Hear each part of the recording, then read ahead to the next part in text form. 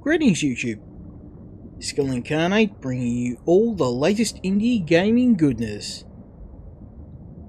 Welcome back to another look at an early access game. And this time we're having a look at a title by newcomer developer Jump Over the Age.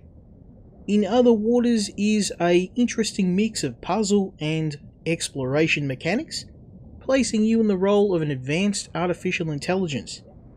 Your goal to guide a lost Xenobiologist home. She's been trapped on an alien world, underwater, without any help apart from yourself. Now this game is a very well received title. It's gotten praise from mainstream reviewers as well as people across YouTube, and I am no different. This game is a classic example of how games can be art, and if you are looking for a game that's both beautiful and a great use of minimalism, then this title is perfect for you. We're going to have a look at the first part of the game together, and as always I'm going to let you know what my thoughts are. Let's have a bit of a look.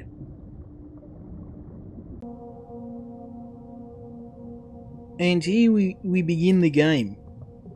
We're controlling a suit that the Dr. Ellery Vass is trying to get to an extraction point, trying to leave this alien planet alive.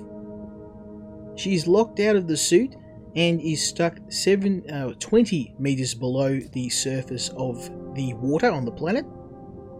And we're basically her only means of escape. But we're a little bit more free thinking than your standard AI. We have the ability to make some decisions. Some of them will get her to safety and some of them won't. We have a number of suit systems that we're in control of. So utilities available, we have sampling, we have storage, we have terminal and retrieval. So these are what we'll be using to analyze our surrounding environment. The power is basically the suit's lifeline. We run out of power, then we're in some trouble, but we're juiced up at the moment.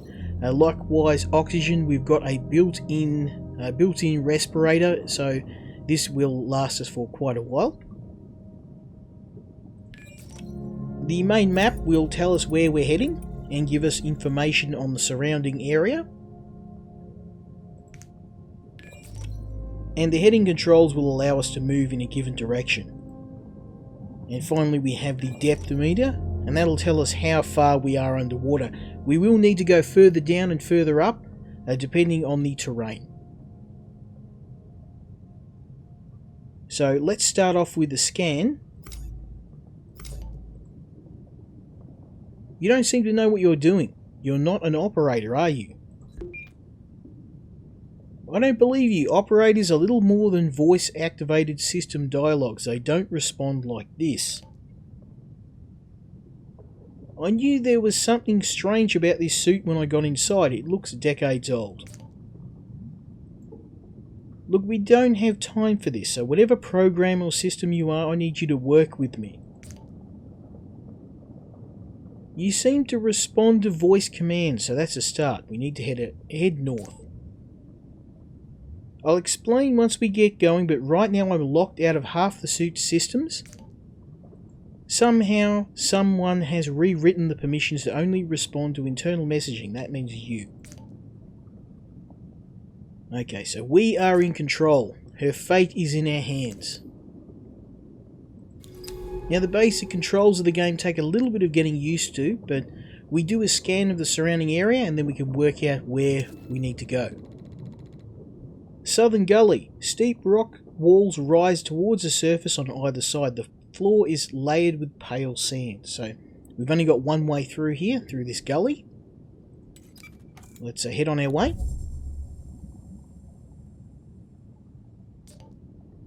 Good. Whatever you're doing, it's working. Let's keep heading north. Okay? So we scan the surrounding area. There really is only one way we can go. A boulder fills the passage, blocking out the warm light of Gliese 667. CC's 3 stars. So that's the planet we're on, Gliese.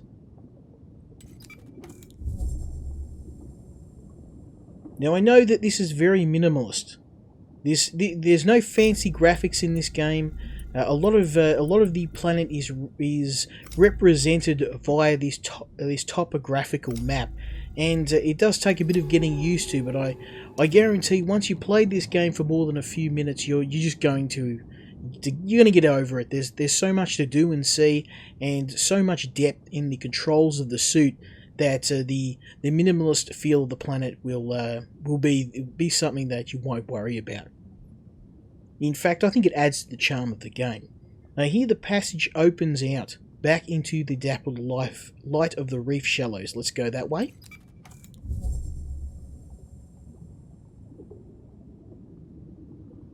Okay, let's have another look. Soft currents.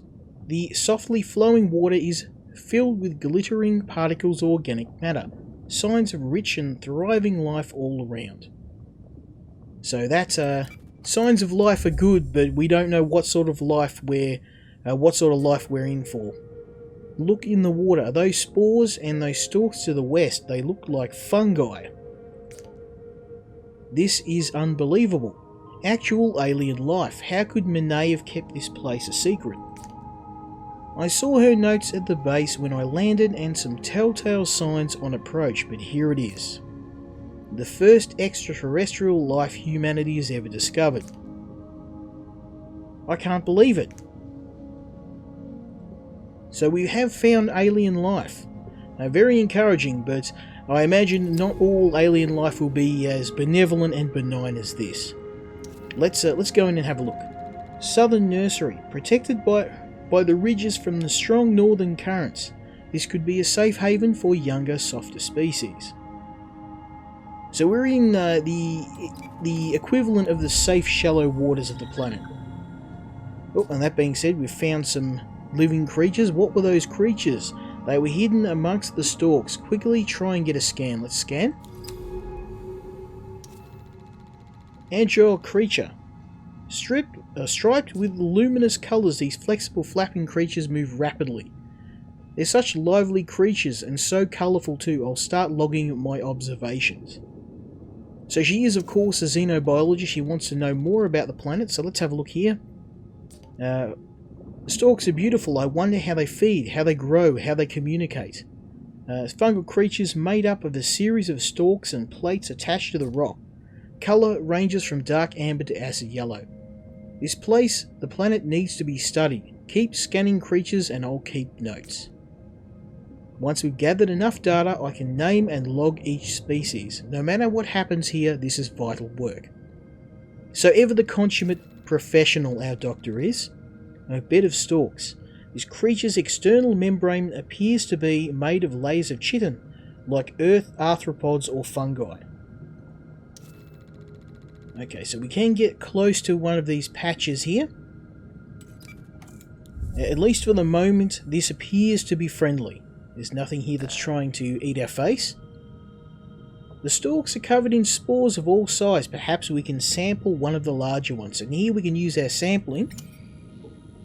I'm in position. You'll have to take the sample. Open the sampling utility. This is this here.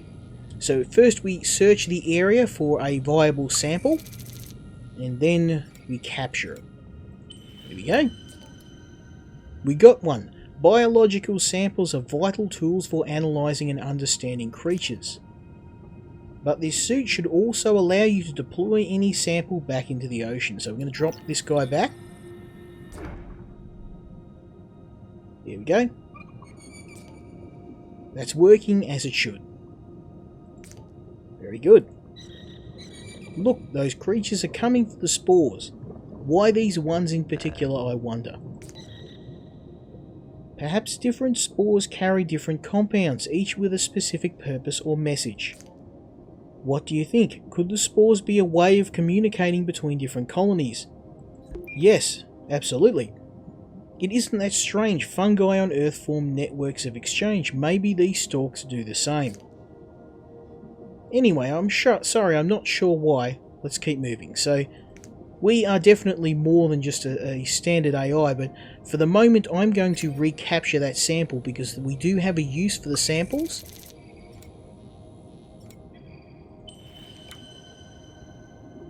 don't know if we can get another one, but we'll have a look. No, we can't. Now, samples all have different uses. You can look at the sample, and as you can see here, this stalk spore will increase our power of our suit. So the alien life can be used to power our suit and to provide us extra air. So, silent clearing. What is this that dictates the reef's growth patterns? Sunlight, the flow of water, whatever it is, it must be absent here. Oh, we got another sample. Hells yeah. So this is all useful resources we can use later on. I'm going to go for the clearing. It looks a little bit safer. We can't always play it safe, but for now we can. So we've got a few different ways. I think we do need to keep going north, but I'm going to take a little bit of a detour to see if we can find anything useful in this direction.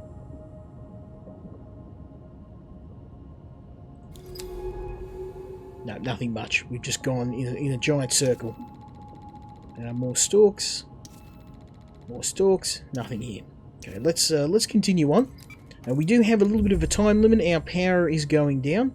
The more samples we collect, the more we can recycle those for power. We can also use our little compass here to map the direction we need to go if we've already scanned the area. So nothing there.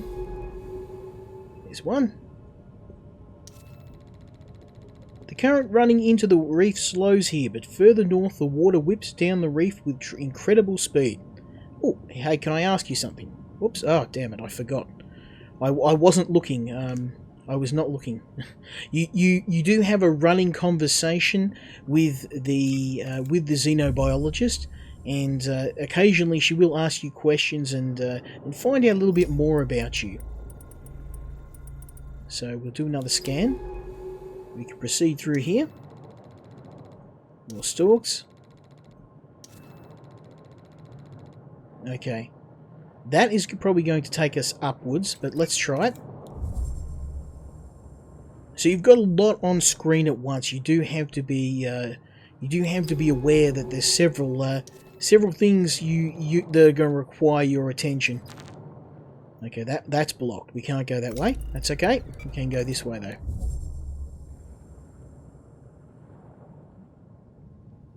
But this game, it reminds me of a walking simulator. If you've ever played those games, those adventure games where you have to make your decisions and choose your own adventure, it's much like that, but it's so much more active. You have to scan the area. You have to keep up a conversation with the Xenobiologist. You have to look for signs of life and keep an eye out for different obstacles as well. Did you see that? The stalks responded to our movement. They extended as we passed through the arch. Perhaps it was a sound we made when we moved through. We should be careful not to be trapped here. The suit's power capacity is limited. So, yeah, these guys aren't exactly thrilled we're here, so we'll try and make this brief. Reef stalks. Fungal creatures which communicate through sound and spores. An interlocking ecosystem seeded across the reef. I'm uploading my initial notes. Let's call these reef stalks. Okay, I missed that. That's okay.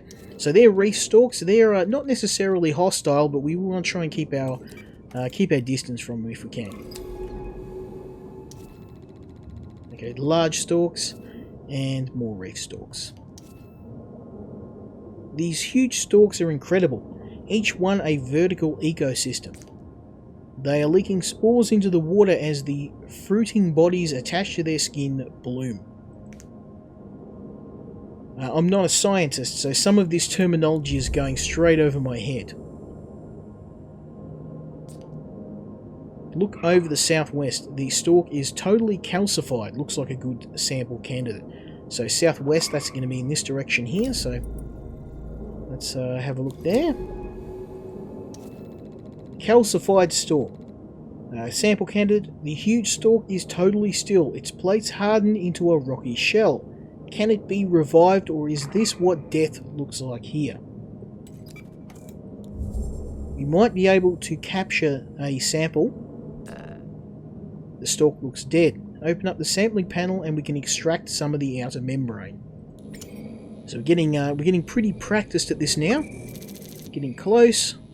Trap the sample. Extract the sample. And we've got one more. So the chitin appears to be hardened with calcium carbonate. That could be useful if we need to boost our power.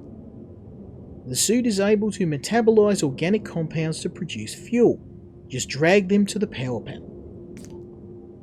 The suit displays how much oxygen or power each sample can produce. No point wasting important samples. Okay, so these are very useful. We can keep one sample, we can analyze it back at the base and use the other for a power boost. So these big ones here, they will give us a boost to our power of 15%, quite a sizable boost. We don't need it right now, but if I was going to use it, I'd simply drag it onto here. But we'll hang on to it for now, we may need it later on. There's only one way to go. Overgrown pass. The space between the rocks here is thick with stalks. The elaborate patterns as they trace across the reef are beautiful.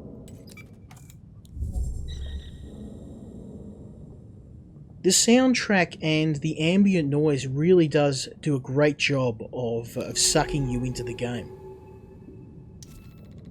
And the soundtrack, I did read a little bit about the guy who did the soundtrack. He's actually it looks like he's fairly skilled, and it really helps because when you've got a pretty minimalist sort of interface, you are reliant on trying to use use things like sound, use things like storytelling mechanics to really sell what the graphics don't show. So let's have another scan and have a look around. Agile creature. These creatures appear to maneuver with a series of siphon jets concealed between their folded mandibles. They are incredibly fast. They are docile as well. Oh, here we go. A cavern edge. A large cavern drops down into the reef here. Its entrance is overshadowed by the surrounding rocks. So we're going to have to traverse downward here and hope that we don't meet anything nasty.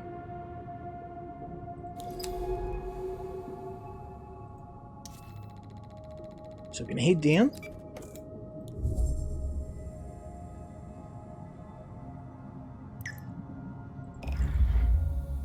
So we're heading down a little bit further into the ravine. We're at 28 meters. Now I don't know if going deeper affects your oxygen consumption and power consumption in the game. It's not clear yet. Stalk patches. The patchy sunlight coming through the broken cavern roof is enough to allow stalks to grow here, if that is what they require. So let's head that way.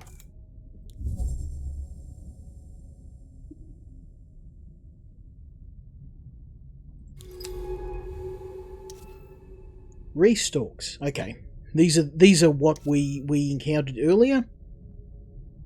They're just fungus that sits around. It's pretty benign. It's fairly harmless, and it's a good source of power.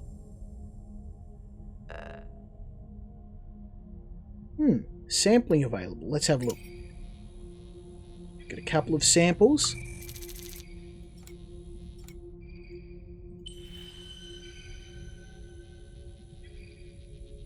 And we're going to grab all of these.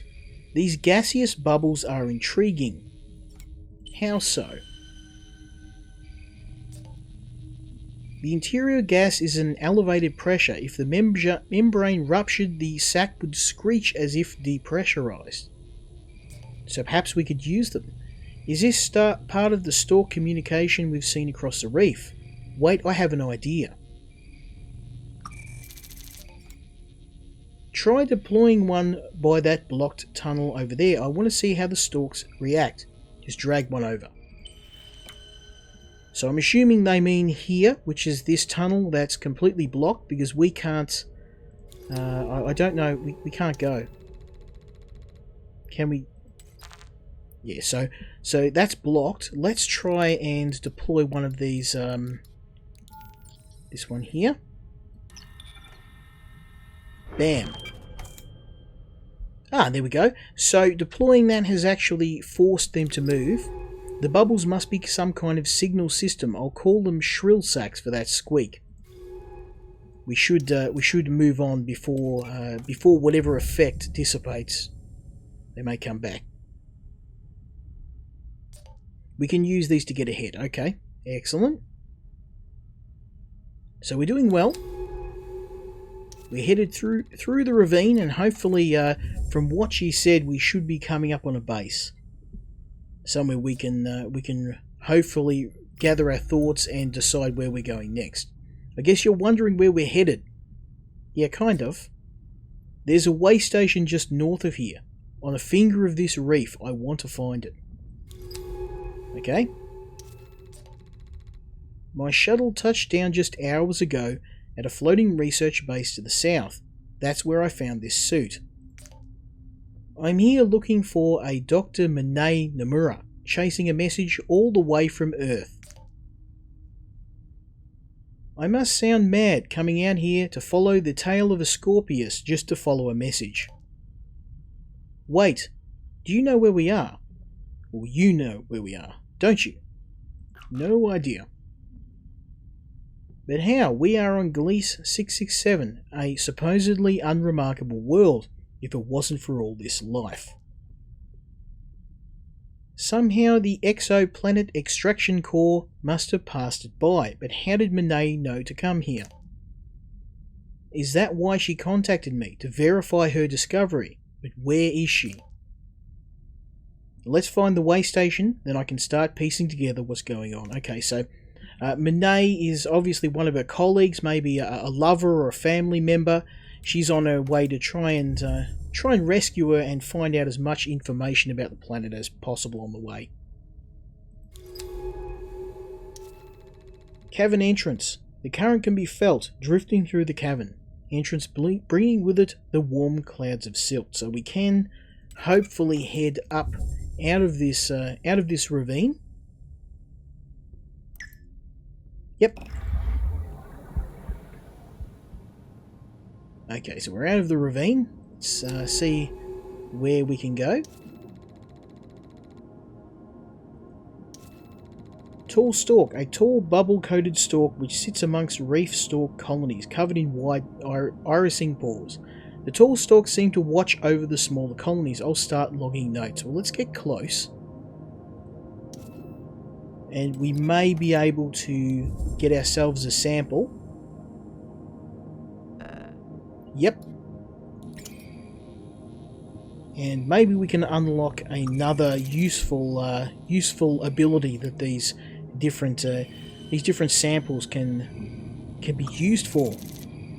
Okay, so these will give us a little bit of oxygen. We're not too bad on air. Our rebreather is working quite well. We got 3. Nice.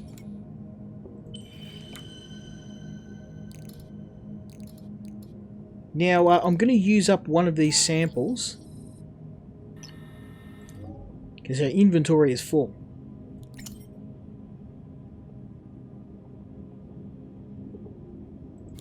So we're doing quite well. We'll move on. Rock outcrop. The scattered boulders and steep rifts of the southern reef suggest a violent geological past.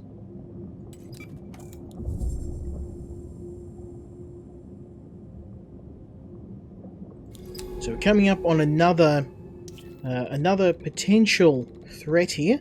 Unlike the other specimens, this large stalk sits alone, away from the lower beds. It's hard to tell if this is the beginning of the colony or its end. Let's very carefully approach.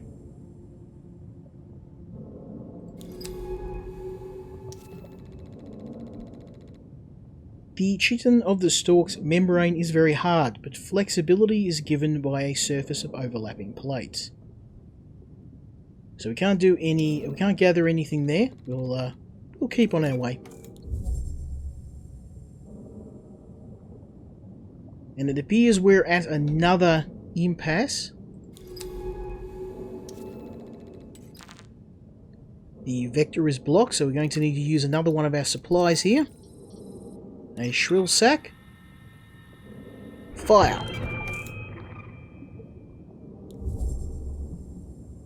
Now I don't know if that effect is temporary or not, so we're going to keep moving.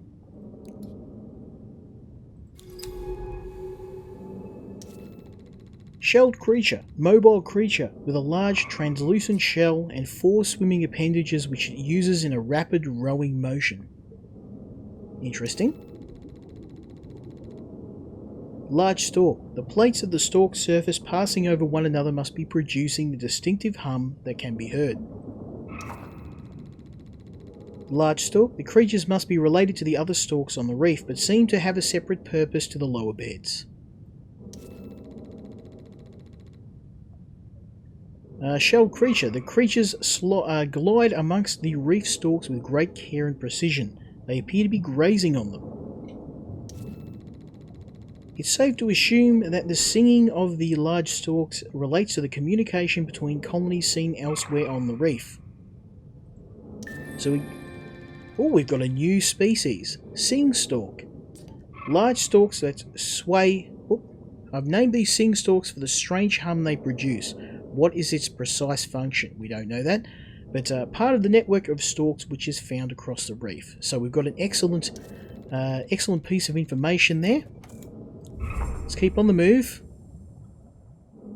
It appears that some creatures have taken interest in us. Let's be careful. The reef is getting mighty thick here.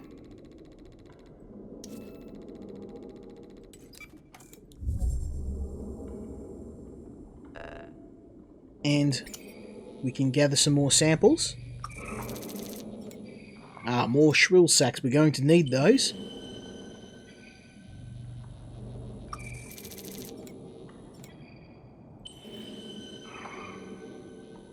And we're going to need to... Oh, we've got a full complement of shrill sacks. So what we do...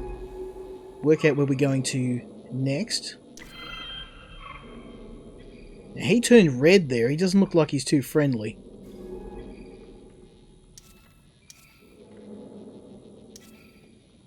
Trying to figure out where I'm going to go next now.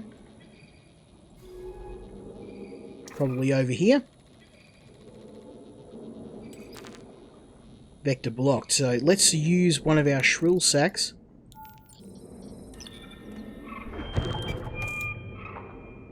And we're going to gather the sample to replace the one we used.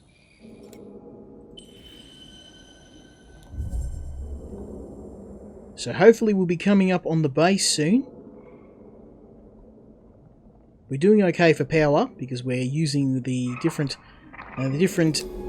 samples we're finding to keep our suit powered.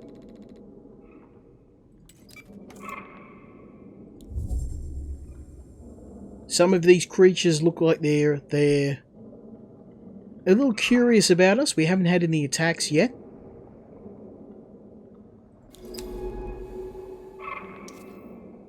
Okay, more sing stalks, reef stalks, more reef stalks, and glittering stalks. So that's interesting. Let's head over there. Sampling available. Okay, shrill sacks. More shrill sacks. So what we can do is, seeing as we need a little bit of air, I'm going to use that. Keep our air full. We'll gather some more. There's a nice selection of different samples we can find here.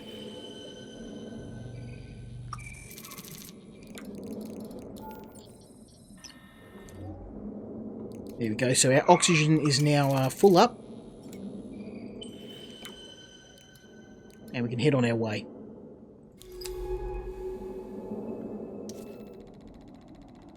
Upper forest. This isn't a forest, but it carries the atmosphere of one, being immersed in interlocking natural processes of life and death.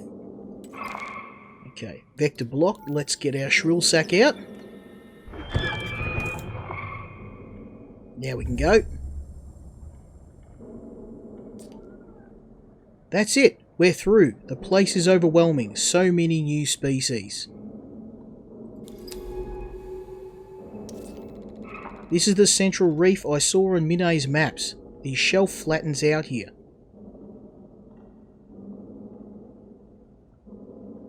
Okay, piled stones. A set of smooth stones sitting together in a pile. Could a creature have gathered here? Is this a nest?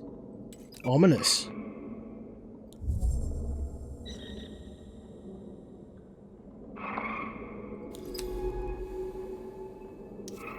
Reef stalks? More reef stalks?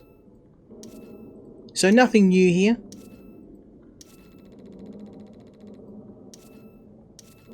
Shady outcrop. The water beneath this outcrop feels cool, oceanic. Soft current scrapes sand from the rock face. Let's head that way.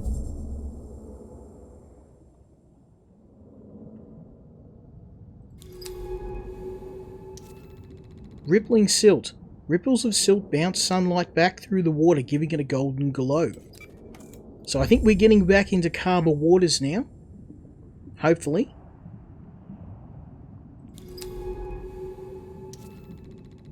The last line of thick stalks before the sandy plains of the central reef. We probably can't go that way, nuts blocked. I won't waste one of our power-ups getting there, because I don't think that there's anything more to be found back there. The centre of the reef is flat and sandy, with few rocks that you attach to the stalks struggle to seed these waters. So we're through the maze of fungi. There it is. I see the way station ahead. So we should be at our base. Excellent. A way station has been set up by Minae Nomura. It's seen better days, but it still functions beneath the coating of stalks.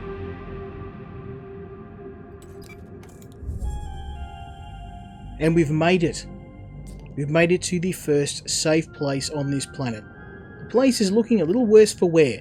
Let me see if I can find an access port. Minae never did take care of her equipment. Some things never change. So these guys knew each other well. Sorry, give me a sec, just trying to... Got it. Okay, we should be able to access any data store here. Just open the terminal and take a look. Terminal available, so... Request retrieval? Nope. Gotta figure out where the terminal is now. Ah, here we go.